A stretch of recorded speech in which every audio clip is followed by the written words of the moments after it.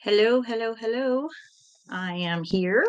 Um, Nice to see anybody if here. Otherwise, I'll catch you on the replay. But had an exciting day today that I wanted to share with you. As you may know, um, the this is my third live video, and my other two. The theme has been running about my experience having been unemployed for the past 6 months. I was laid off back in January from an employer, and uh, it was rather traumatic, but not. I was in kind of an interesting situation in which I kind of had a bit of relief, and mentally and physically probably needed a little bit of that separation.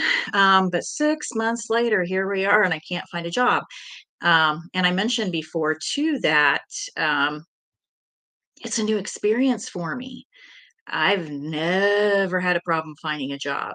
I mean, I haven't really had to look for one as much as I've had now. I've maybe gone 2 or 3 weeks, between at most, between jobs. But in this day and time with technology, remote positions, um, just a lot of things, a lot of impacts, economy.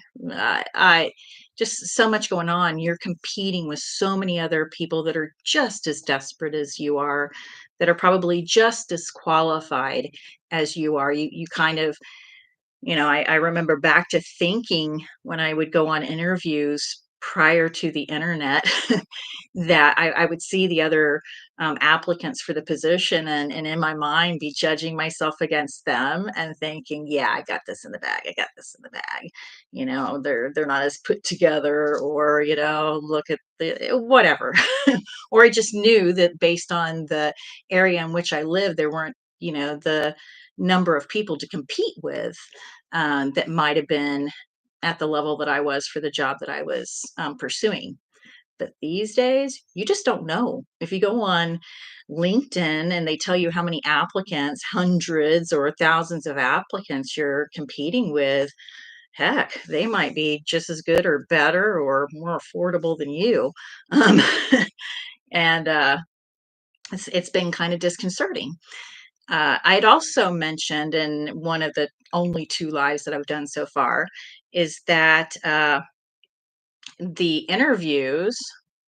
Hi, Sarah S. Let me answer this question. I'll get back to the interview section. You said, what kind of jobs am I applying for? Um, I do live in a rural area in northern Idaho. So there aren't a lot of job opportunities in my immediate vicinity. And I'm really bad about driving in the winter. So mostly focused on remote positions for call centers, call center management, customer service, support, retention. I've done technical support, chat support, email support, all that kind of stuff. I also, in my earlier years, had a heavier medical office background. Um, in this 6 month time, Sarah, thank you for asking. Um, Being on unemployment, I have taken advantage of the Idaho launch program here.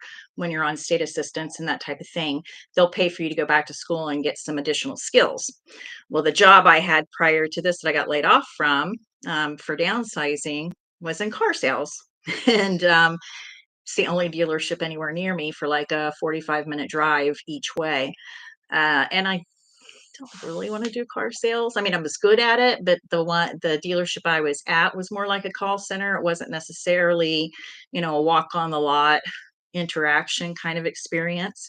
Um, so it's been a lot of remote. And going back to the Idaho Launch Program, I'm going for a certification in medical billing. And once I finish the not medical billing, medical coding, which has transcription and assisting as part of it, all of which I've done. I've done transcription, phlebotomy, EKGs, all that kind of stuff. But that was prior to the medical field moving into certifications. And now certifications are thousands of dollars. So I just can't walk into a medical office and get a job without certifications. So fortunately, I'm able to take certifications in medical coding, which has that 3 tier of terminology, and assisting, medical office assisting, and then the medical coding. And I think when I did medical coding, it was CPT not ICD-9. Is that what it was called? And I think it's up to 10 or 11 now. So, doing a certification course is good. And then after that, I'm going to do a short course on mental health assist for office assisting with mental health practices. Those things I'm taking advantage of um, because they're available to me free. But additionally, because if I ever find myself in this position or I continue in this position, I have some more knowledge and another line of skills that I can, move towards. I mean, I've got tons of call center skills and customer support and service skills and that type of thing, lots of remote and online type of experience. Um, but it's nice to have that something else in the bag, you know. So I am taking advantage of that, and I'm doing those studies remotely as well. But I wanted to, before I answered your question, Sarah, um, one of the things I was touching on was part of what's very challenging in looking for a job these days is the amount of scams that are out there. Now, I'm very involved, and if anybody watches this channel, I'm very involved and pay a lot of attention to like cult channels and that type of thing. Matter of fact, I just came over from Ono Nora's channel. I almost was late because I was still watching it while I was trying to find my wig. Yes, it's a wig. And these are fake tattoos, by the way. So if you want to hire me, these will wash off. Um, Anywho, uh, I'm watch a lot of the scammer channels, like YouTube channels too, on YouTube TV. Kit Boga, is like one of my favorites. Trilogy Media, Catfished, all that. So I'm always like being alert to, scams and weird stuff.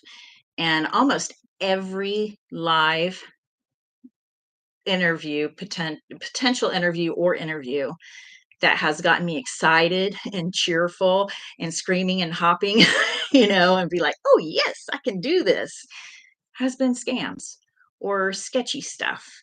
Most of it relating to life insurance um, and travel industry stuff. Um, Let me see, Sarah, you said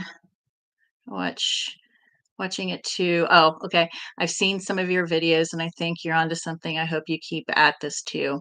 I appreciate that, Sarah. I'm very new, very, very new, not in watching YouTube. YouTube is like, I watch it like people watch TV. It is my TV. I probably don't even need to pay for all the stuff that I have because I watch YouTube way more than anything else. It's like a university on its own when you want to learn about the world and the people in it. It feels more authentic for the most part, and you get to know the people. It's not a script for in most instances. So I just kind of, I've been involved in all these channels, watching all these creators.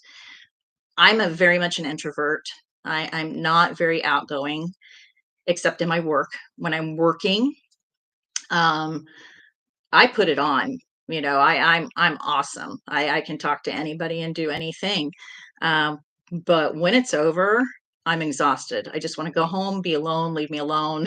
I'm not one of those people that goes out and carries on. It's exhausting. It's exhausting for me because I do have to put a part of myself that's not natural to me. It's something I've learned and something that I've become accustomed to doing because it's brought me good jobs and a good skill set, but I certainly wasn't raised to be that way. I'm an ex-Jehovah Witness, third generation. So there's some similarities with some of the cults that I've watched, Scientology content and that type of thing, in terms of the mental and emotional impacts it has on you, on how you see the world, how you see yourself, how you interact with others. And I grew up very much a yes person, um, afraid to stand out, although I take that back a little bit. I don't want to be caught in a lie. my family owned a restaurant in this small rural town. So I will say that coming from a family that had the only restaurant in a little bitty town that had the best fried chicken, probably have a menu downstairs somewhere, like 50 cents for burger and fries and all that. Um, there was a little bit of me that was kind of, a little center stage-ish in the restaurant, wanting to kind of get a little bit of attention. But from a religious standpoint, the older I became and some of the challenges that my mom went through in terms of having me as a single parent, going through some issues in her young single mother life that caused her to be disfellowshipped for a time, and then she went back into the truth. And then some of the way that I was treated by the congregation and the mistakes I made as a young adult because I became a single parent, one son, and never married. But uh, in another video, I'll get into how all that was handled and how I dealt with it and how some things uh, uh, made me who I am. But going back to the whole being introverted, this is all new to me. It took me forever when you were saying that. Um, and yes, I can forgive. I'm better at trying to forget. um, I'm kind of an emotional person at times, so it's hard for me not to. It sometimes takes medication for me to not go back and just want to blame everything. Um, but gosh, I'm in my 50s now, so what good is it doing me now? I just need to have a happy existence until I'm not here anymore. That is my biggest focus. Um, but the videos that I'm creating and part of my whole experience with YouTube is that myself and my mistakes. Oh yeah. Um, Maybe, yeah. I'm less forgiving of myself than others. Um, but the YouTubes are heavily somebody made a comment on one of my YouTubes, "So, this looks very AI." Well, yeah. I mean, I'm not a video generator. I don't know how to make videos and put in I've played a little bit with putting music over, like, fireworks and all that, but I've not done anything elaborate. So, yes, I'm using some very AI heavy tools until I learn how to implement CapCut and different video things and can afford to get some programs and stuff and some lights and do different things. I'm just going with what I've got right now. Um, but what intrigued me and what had me start doing these videos is the community, and watching all of the content. Many of the channels have such a tight community and they're like family and help one another and get to know one another for months and months and months and months and months. Um I was a lurker under the name Wiggy E, which has been my name forever on YouTube. um I That's why you started a channel too. um yeah, I felt I needed to put my own voice in there. Kinda, it took me months and months and months to even make a comment in anybody's chat, and I think it was Relatable Reese. I think she might have been the very first person, and I had been watching Aaron and Nora and all kinds of people for longer than that, and, had never said a word, just watched content. Um, and finally I said something, and I think it was in Reese's channel, when she was new online, and, then bit by bit, I think it was Liz Ferris who, one day I said something and she said, well, you should start a channel. And I know she was just saying it in response to whatever comment I made, but it triggered something in my head. I'm like, yeah, I saw the community that Reese built. I see the Lifeboat, which is an amazing channel for support and addiction and that type of thing. Um, and just the camaraderie and the community and the support. I really was never fully aware of where that could take a person because I've never had that closeness. I like I said, I'm an introvert, raised in a very high control religion, had experiences with two employers that were very high control. And it can beat you down. It can give you some issues to deal with. So it's not like me to do this. It's not like me to sit in front of my computer and let you watch me and talk to me and all that kind of stuff. But at the same time, I'm not going to grow as an individual, and I'm not going to learn and develop new skills that might help me in my search for a job. So that's why I started the channels, and I do appreciate the compliment about the content because I'm kind of like not exactly proud of it. I'm learning, and I don't wanna be the confrontational sort, and I just started doing lives. Would I like to be a person that does lives more and does some interviews and longer and more in-depth content? Absolutely, but it's taken me now 3 lives to actually, get past the jitters and freaking out and all that kinda stuff. Um, so yeah, that's why I started all of that. In the meantime, though, going back to the title of I went off on down a rabbit hole, but going back to the title of the thumbnail is yes, I did have an interview today, and no, it was not a scam. And I did my due diligence after just getting so mad at myself for falling into so many traps and wasting time on people trying to supposedly hire me, but they want you to pay something to actually work for them and blah blah blah. It was actually a real company. I did a little bit of research before talking to them just to make sure that I wasn't going to fall into some kind of trap. I would have backed out if I felt it was like, oh no, another one of those. Um, but I got a little bit of information. They were have only been around for a few years, and that seemed very obvious and aligned with what I was seeing on LinkedIn and on the internet. And then obviously, I went to Glassdoor because that seems to be where employees do give a lot of true feedback. And there were only a couple things there, and they were pretty positive. So, the person who interviewed me, I'm like, you must not have a high attrition rate. Um, yes, sorry, Julie. Yes, the MLMs. The last one was a travel MLM, and I just got so mad because I should have realized when I responded to the recruiter that contacted me on LinkedIn.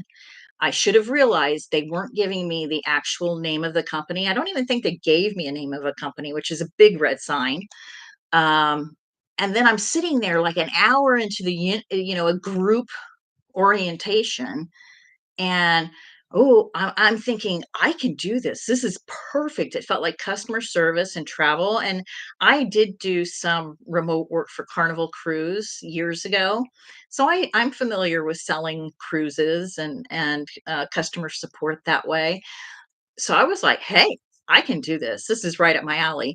And then an hour into it, then they start saying, so this is how it works. It usually costs this much a month, but we're going to give you a 75-80% discount. So you only have to pay this much a month.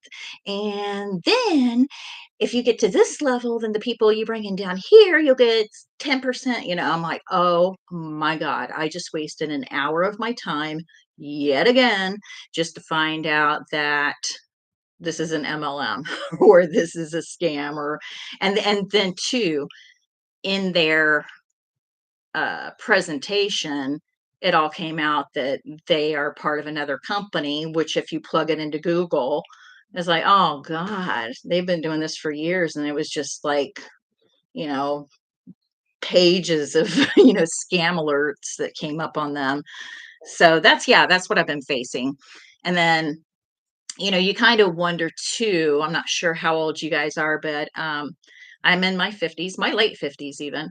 And sometimes you kind of wonder, is it age? Do they look at your resume and think you've been to too many places, you got too much experience, you're obviously maybe older, you'll want a lot of money, or maybe you're not as progressive. You kind of wonder how much an age thing goes into it sometimes. And I don't want to go down that way of thinking, but you know, I've just never been in an environment where I've been this long without a job, and it's causing me such anxiety, which is why I put an ad, that I'm asking for help. And I think it was Julie and Oh No Nora's chat that said I should start a GoFundMe, or one of you did. Um, I'm kind of not, I don't know if I should do that or not. Reason being is I'm not real ingrained in the society here.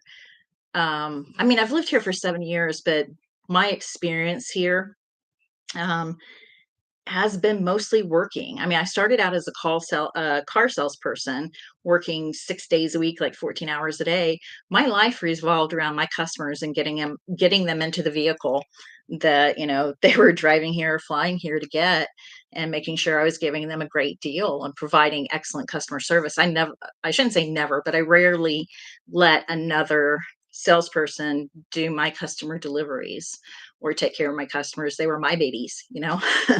Um, so I have a tendency to live my job.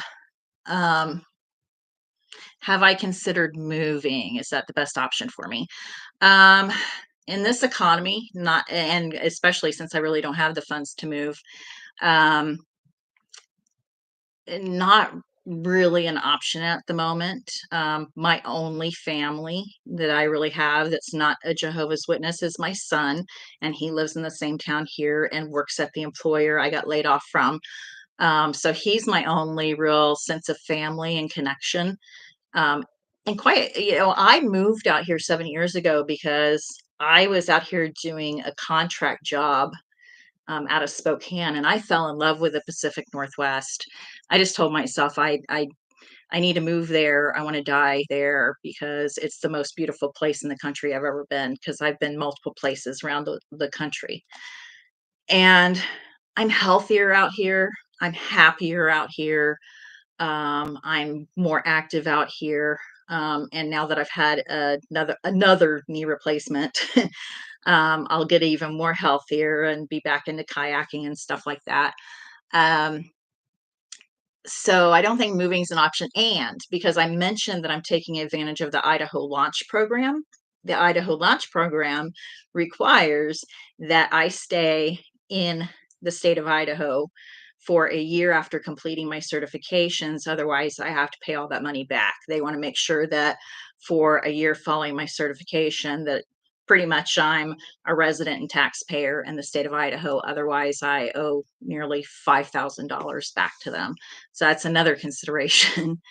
Um, Julie, you say, I know this community will support you. I sent you a little one, give you more when you, oh, thank you very much. And share my stream, share everything. And I would really like to get some more information. Um, I will tell you something when talking about the YouTubes and the community and the suggestion to do a GoFundMe. I have tried to start GoFundMe's for other people that were in similar situations when I wasn't, and felt bad because they went nowhere. That was one of the things that just blew my mind when Tony passed away. And Natalie's GoFundMe that her channel started, her moderators started for her, how quickly it was reaching the initial goal, because I noticed that they upped the goal when the initial goal was hit, it looked like, and it blew my mind. I mean, Natalie had not had a channel for what, 6 months or so, maybe 8 months. And she's got an amazing personality that is just impossible not to fall in love with and trust, and just feel like family with. I mean, God, her road trip to Chicago when they were doing the sing-alongs was I just smiled and giggled the entire time. Um, and by the way, if anybody watches replays or comes in here, um, it's Scientology Life After a Cult is Natalie's channel, and her husband Tony passed away recently, and her moderators and the community did a GoFundMe for her, which raised a significant amount of money that is enabling her to take her husband, well, her partners, Tony, take his surviving sons to Hawaii and spread Tony's ashes. So that was one of the things that really impressed me. I have never experienced that with being a personal part of either setting a GoFundMe up or contributing to a GoFundMe where I saw goals being hit so quickly and so easily. Um, I have seen it be very almost intimidating and I like I said, I don't have a lot of connections. Most of my family are Jehovah's Witnesses and don't want nothing to do with me. Um, I'm pretty much apostate at this point because I was actually putting videos on this channel, kind of not well. I would say slamming. I'm not trying to be confrontational right now because I'm in a learning phase and using a lot of AI. I'm just trying to be educational um, with the content that I'm doing and trying to just see what subjects work and all that. I am very much aware that the ex-Jehovah Witness community is way more active than the ex-Scientology community online because they have significantly higher numbers of people leaving the organization um, and that are currently involved in the organization. We're talking millions of people worldwide. Um, I I'm suffering from I'm suffering from a little bit of still a little bit of fear to speak negatively about the religion I was raised in. It's so much easier for me to be critical of Scientology or one of the other cults. It's easier for me to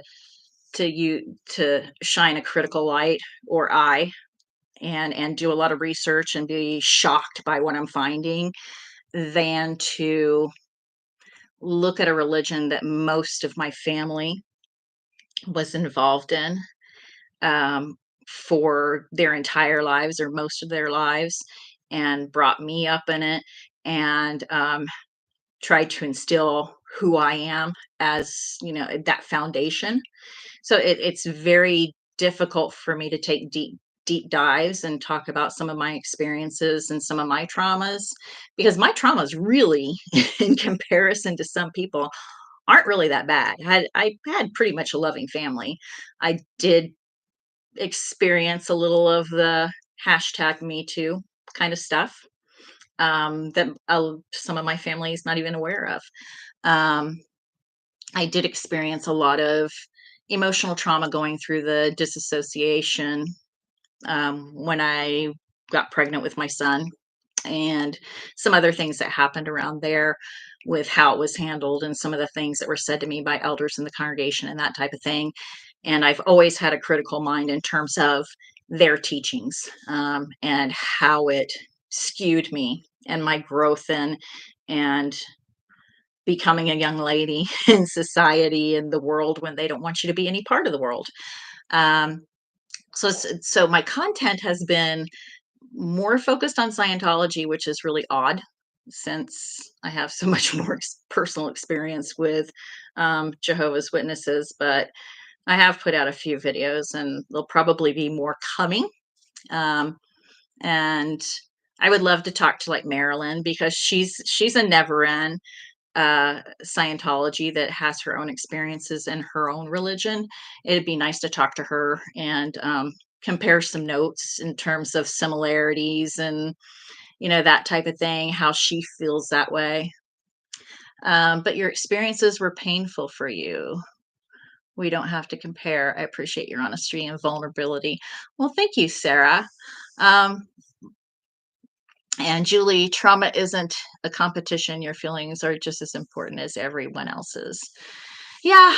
Um, you know what I look back, and I thank you both for saying those kind of things. And the funny thing is, I look back to Reese when she first started her channel, or maybe even in the early days when Natalie started hers. Um, and sometimes even Liz, when she gets a little emotional and stuff like you question yourself.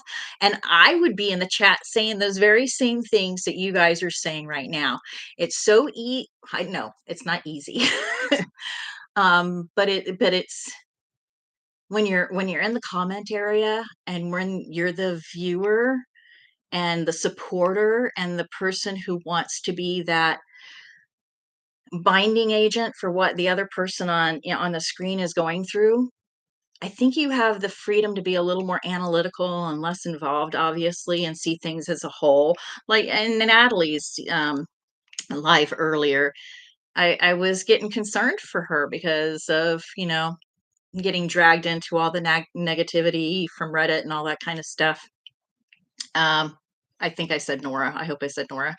Um, I get concerned with that negativity, but yet at the same time, if I was in her position, would I be reacting the same? Would it not be hitting me the same way? So it's easier as a viewer to say step back or don't compete, or like I was putting stuff in the chat of don't shine light on it, they're just trying to poke you, those kind of comments. But at the same time, I have to think, if I was her sitting in her garage, um, would I not be defending myself just as strongly and intensely as she is? And but I do get concerned that the emotional impact that might have on her, and I hope she's healthy through it all and that type of thing. Um, at the same time, I am freaking out. Let me just say why I'm getting so incredibly to the point of actually saying, "Hey, a request for help," and talking about GoFundMe's and stuff. Let me see what Sarah says. Sarah says, "I get that. I have a disability, so I often think life is easier for everyone else.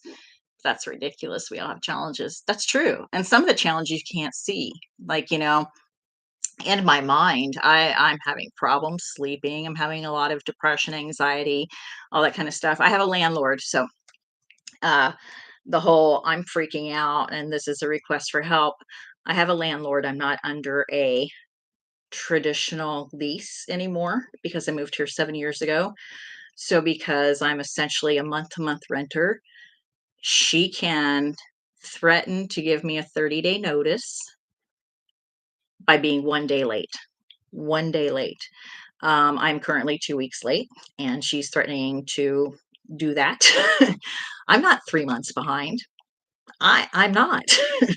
I'm 2 weeks behind. But I'm probably, and she's raised my rent 3 times, which everybody's experienced that since COVID and all that kind of thing. Um, but in this particular community, when we moved here 7 years ago, um, for example, the house I'm in is a piece of crap house. I mean, it really is. It's an old miner's house. It's in the Silver Valley, so there's a lot of mines here, and probably this would have been on the market for like 60, 65, 70 grand. Those same houses, they're the same as this. That 7 years ago were 65 grand, are now like 300 grand. So I really can't afford to leave this particular location right now because there's nothing affordable. Even though she's raised my rent 3 times, I would probably be paying twice as much rent if I tried to go somewhere else. Um, oh my God, Sarah, I'm going to get to that. I'm going to answer your question here in a minute. I am. Um, so funny you brought that up. Um, so yeah, just 2 weeks behind, but she's threatening to move me out and give me a 30-day vacation, vacate notice for that. And the car payment is behind. But I can work with I've already worked with the electric company. I'm on a payment plan to catch up. So I've got the electric figured out. The internet kind of, promise to pays and breaking things up for the internet to keep that up. So it's really just my car and my house, but it's the two things I can't live without, if you know what I mean. Now, Sarah, van life is my dream to the degree that I will be starting either um, the sub area of it. I really don't have multiple channels. I really don't. I know that's the thing to do. I know you're supposed to do that. Have a channel for this, have a channel for that. I don't want to do that. So I might just have a subcategory in this channel for van life because about a year or two ago, when I was still employed, I bought a 2001 or 2002 Dodge Grand Caravan. It is nothing special, but it's got good bones. You know what I mean? Good bones. I paid like $1,500 for it. It's got, at the time that I bought it, maybe 145,000 miles on it. Now it's got 147, 148,000 miles on it, but it needs new brakes. It has some electrical problems. I can use it to go to the store, locally and all that kind of stuff, but I really don't drive it on the highway or anything like that. I mostly bum my son's car if I need to go anywhere further. But in that van, because I have been preparing and focusing on by 62, if I can do early retirement or full retirement at 67 or whatever, I am going to have a vehicle to live in. So my van outside, my Dodge Caravan, is going to be my practice. And probably in the next couple of weeks, I'm going to start taking the seats out and everything because I think maybe I got it right before winter last year. So I haven't really messed with the interior. It's become like a storage space for stuff I want to use for van life. So I might make it like a camper kind of thing. So if I go out in my kayak or anything like that, I don't have to come home immediately. I can kind of, sleep off grid or by a lake or something like that.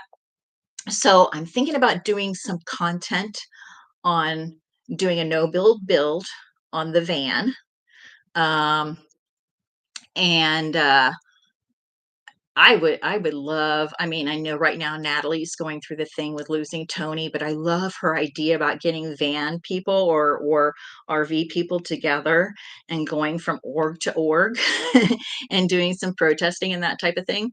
Um, I I am I'm really motivated to do that. And I'm thinking in the next couple of weeks, you're going to see me like one of the last things I bought for it that's shoved in there. Now, I did take, I have a little cot that I took out of there that was still in the box, but I set up a tent in my backyard the other day to test it if I go camping or something, or end up having to live in a tent if I get kicked out of here.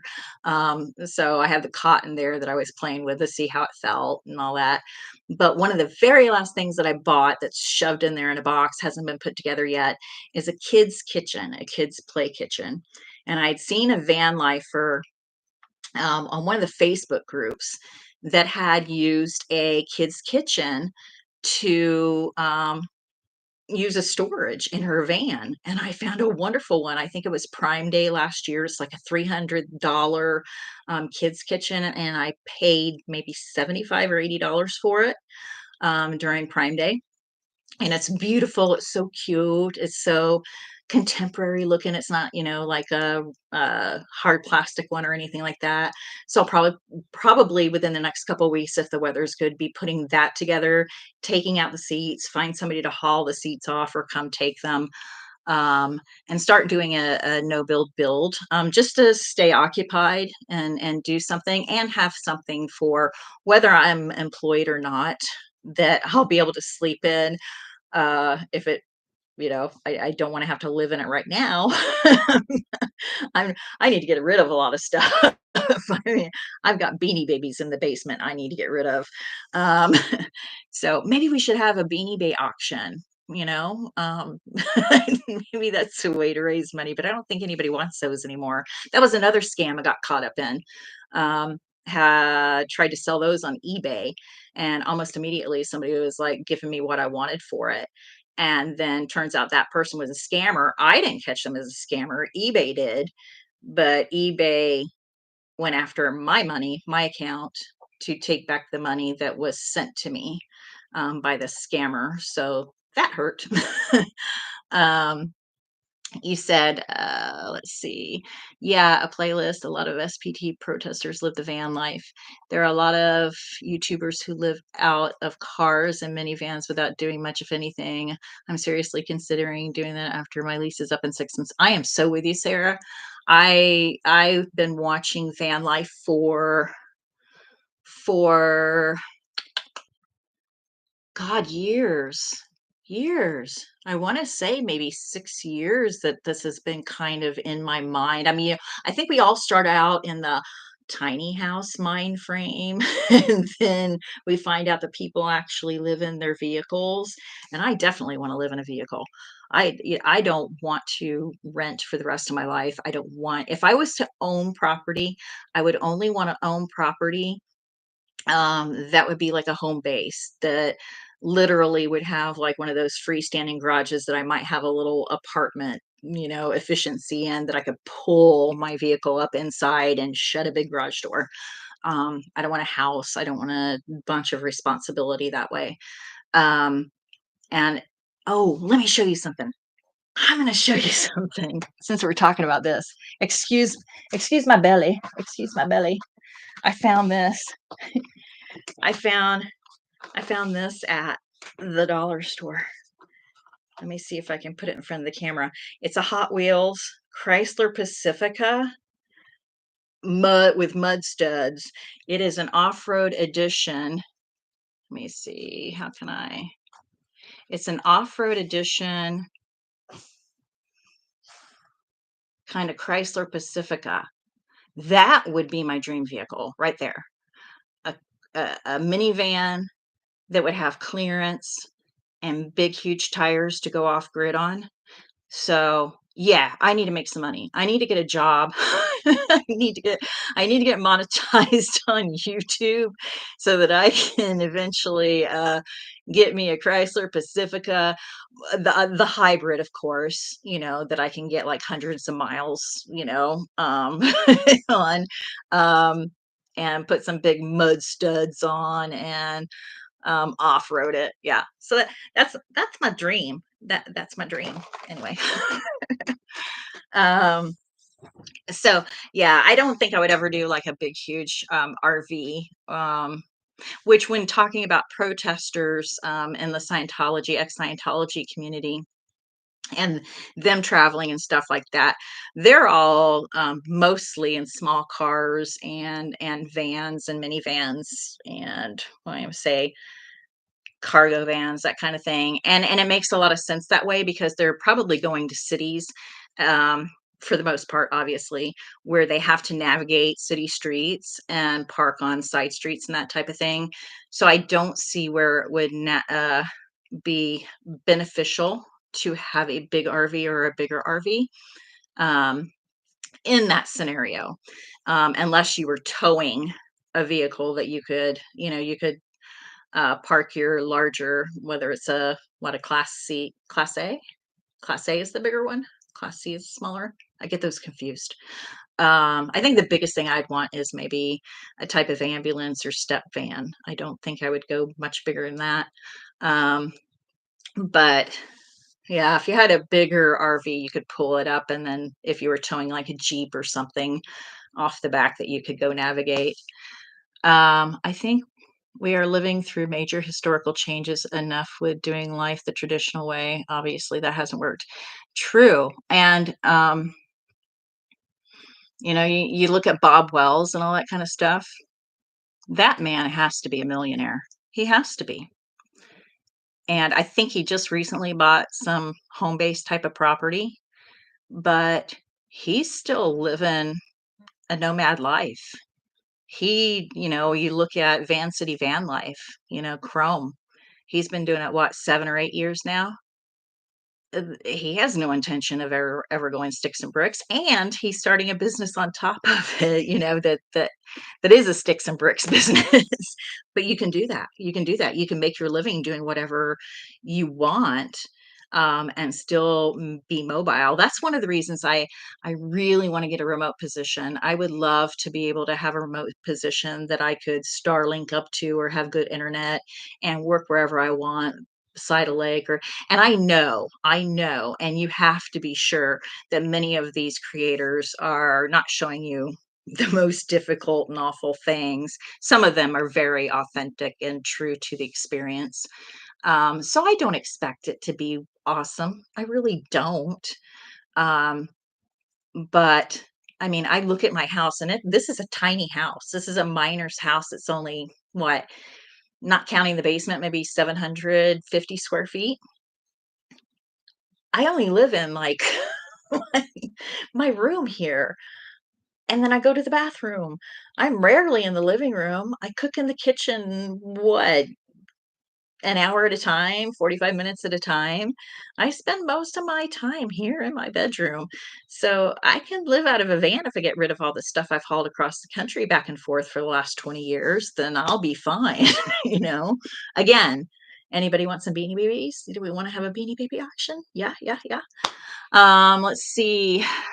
Oh, I was going to say, in terms of living through historical changes, with the whole, post-COVID thing, especially here, because I told you this is a mining community, but one of the reasons the housing has gone up here is because we have a ski resort here, and, the person that took over the ski resort bought up all the properties here and drove the prices up, renovated them, and then so we have all these people from California moving to Idaho, Washington, Oregon, all that kinda stuff, getting out of the California stuff, bringing I don't want to say that mentality, but then they're coming here.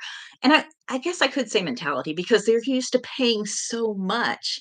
When I am saying this house just cost $65,000 and now it costs $300,000, they're like, oh, yeah, well, we had a tiny house in California that was $500,000. So this is cheap for us. So, um, anywho, uh, there's so much of that going on. There really is so much of that going on. I lived in Oklahoma once, and that was probably a really happy time in my life. I lived outside Tulsa and worked at DirecTV in Tulsa, so that was pretty fun. Um, but I think that's probably one of the most affordable places in the country right now. Before I got laid off and all that, I was looking because I wasn't really happy in the job that I got laid off from. So I was looking at other opportunities. Around Tulsa, maybe moving back to that area, and housing was so affordable there. Um, but I recently saw on some YouTube channel that for some reason or another, and I can't remember what it was, that it is one of the worst places to move to, and not because the housing, but something else. I don't know if it was maybe the job market. I'm not sure. So I don't know. But yeah, there's historical changes. Everybody's moving, from the coast inwards, and then people inwards are trying to figure out how to live and how to navigate life because things are just changing. And then you look at Bob Wells, and he's still a nomad. He's probably got millions of dollars in his pocket from all this stuff. Um, Julie says, "What are the rules about being a substitute teacher where you are? In South Carolina, you only need a high school diploma. I used to sub to bring in some extra money. Schools were always I actually never thought of that. Hmm. I actually one of the ladies I hired at my last employer, um, I hired her from California because I couldn't find anybody to work in this town for the position I had open at the dealership. She ended up going to work for the school board in the cafeteria, so I should get in contact with her. She might know. I'll have her check into it. Her and I are still pretty good friends. I'll reach out to her. I never even thought of that, quite frankly. Would I would I hurt children? Would I hurt children? No, I think I would have the patience for a child. I would have more patience for a child than for adults. Kids tend to love me, so yeah, that would probably be good. Um, Sarah S. Yes, Julie, that is true. I was a teacher and was happy when we could actually get a sub to show up. I will try. I will check into that. I hadn't even thought about that. I thought you needed some kind of certification and just like the whole certification I'm going through for medical coding and all that kind of stuff. I'm like, I've done this stuff. I've got like, 15 years of experience doing this stuff, but it was when I was younger and before certifications were required. And they're like, yeah, no, you have to be certified. I'm like, but, I know how to do this. Trust me. I've given allergy injections. I've done EKGs. I could drive. So yeah, now I have to get certifications. But again, that would I I will pursue that position. I will take any job pretty much that lands in my lap, if it makes sense. That's not an MLM. Oh, oh, here's my child. Here's my child. See her paws? Oh, she just rolled over and her paws were showing. Yeah, she's actually being pretty good, not not barking at me. She's laying on her tummy and just like, um, or just check the local school board website. They may need cafeteria workers, crossing guards, and secretaries too. Yeah, I'll definitely check into that.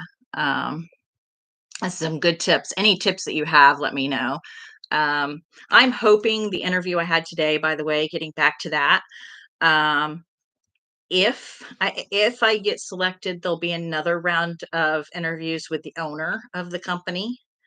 And I don't know if it's an interview or just to get to know them. Or maybe there's going to be a selection process. And then if all that goes well, the target date to start training would be July 1st. So it'd be pretty quick, thank God. So I'm hoping that I get it. It's one of the most legitimate interviews I've had in a while. So I'm grateful for that. And the person that interviewed me was incredibly transparent, and it seemed quite truthful. I mean, you only know so much in terms of just getting to know a company, but I had done a bit of research before talking to him. Um, and again, it's an industry I'm very, very familiar with. I could walk into pretty much any call center and give me a contract to start an account, and I'll have all processes put in place. I mean, I'm used to writing operating procedures and ROIs and KPIs and all that kind of stuff. That's my game. um, so the worry about that is and going to the whole YouTube thing is that AIs will probably impact that industry greatly, the call center industry. I can see it, if not eliminating positions. I don't know. I don't know. There's so much things that the AI could do that even at the dealership I was last at, an AI would have done a better job than some of the salespeople that were lying to customers on the phone. Just saying. um, but I do think, yeah, if you guys would be so kind enough, I'm gonna try and go live as much as possible, to get comfortable with this, to get comfortable with talking, to get more people in the community, sharing their stories and that type of thing. Um, and oh, by the way, one thing that did happen to me, but it's not a paying position at this point, is I did get accepted to a local foundation board, a nonprofit foundation. So that is going to help me make some connections. And they have an event coming up in July in the community in the Silver Valley. So that's going to be exciting. I think I've come on board. I'm going to try and um, write some grants, get some grants and some money for them because I have done that as part of my experiences in other places. Um, so I'm going to write some grants for them and help them get money. And who knows? Maybe I'll be able to get a grant that helps pay me a little bit of money. I don't know. Anyhow, um, I really appreciate. Let me see. If you need a mod, I'm happy to. My channel. Oh. Okay. SPTV Atlanta. Yeah, yeah, yeah. I subscribe to you. I'm pretty dang sure. Um, Yeah, I don't know nothing about modding. I've never been a mod, but yeah, I'll learn that with you, definitely. And we'll grow this baby. We'll grow this channel. Yeah, yeah. We'll start telling some stories and get to know each other. Um, and you're staying out of the limelight. You are being such a good girl. I'm so proud of you. So proud of you. She's my baby girl. Oh, oh, oh, oh, maybe she's gonna come. No, no, she's gonna scratch her. Oh, there's her face. There's her. She's about 1.5 years old. Her name's Cora. She's my black lab. She's what holds it together for me. Her and some medications. Yep. Her and some medications, and we're not having a meltdown, right? Mwah. All righty. I'm going to go ahead and close it down for now, you guys. But, oh, hello, Brian Lucas. We were just coming to an end. But it's nice to see you. Yes, she's a pretty puppy. She's a pretty puppy. Mama loves her. Oh, look at her. She thinks that she just woke up, so she thinks I'm talking to her. And she is very jealous of my cell phone and my laptop, which is one of the reasons I'm a lurker. Because if I do try and respond in chat, if I'm on my laptop or my phone, she will crawl on my lap and push them away. So she's like a jealous toddler. But she's my Cora. She's my mental health therapist. And by the way, in case anybody's going to say it in terms of me needing money and not being able to pay rent or my car payment, you got a big dog. How much does that dog eat? How much you spend on dog food? I am a clearance hoe. Clearance hoe. I buy the cheap meat, ground it up or buy it ground up, and maybe even some dog food. Like right now, the dog food she has in there is a little mixture of some dry food pedigree that I got really cheap at grocery outlet, and then some ground turkey and some, again, grocery outlet, almost bad spinach. And so she eats good. She eats very, very, very, very cheap people food and very cheap and marked down dog food. So yeah. So she's cheaper than feeding a human. Yes, and I love to kiss her. Mwah, love you. Let's see. Sarah, I'm still under my maiden name, Julie Parker. Ah, gosh, I worked with a Julie Parker out here in Idaho. She was not a nice person. And I hope you're not that same person. I did sell her a sewing machine, though. I did. Whatever, your dog is a necessity, right? She's cheaper than therapy. She gives loves. She gives lovin's. Yes. I'll have to tell you the story about her one day because I consider her my one of my biggest mistakes. I never should have got her, but I'm awful glad I did. I'll have to tell you about that one day. All right, I am going to go along because she's just going to get worse and worse and worse, demanding attention. And I'll probably be back on tomorrow. I don't think I have anything lined up for tomorrow, so I'll probably be back on tomorrow. And in the meantime, I'll probably be putting together something educational to throw on shorts or something. So take care, everybody. Thank you for coming and spread the word. Cora's mama needs help. Cora's mama needs help. So all of my links to my Linktree, my Venmo, my Cash App, my PayPal, they're in the description of my channel and of my videos. So talk to you later. Bye. Have a great day, everybody. Oh my goodness, Cora. You're so sweet. You're the sweetest.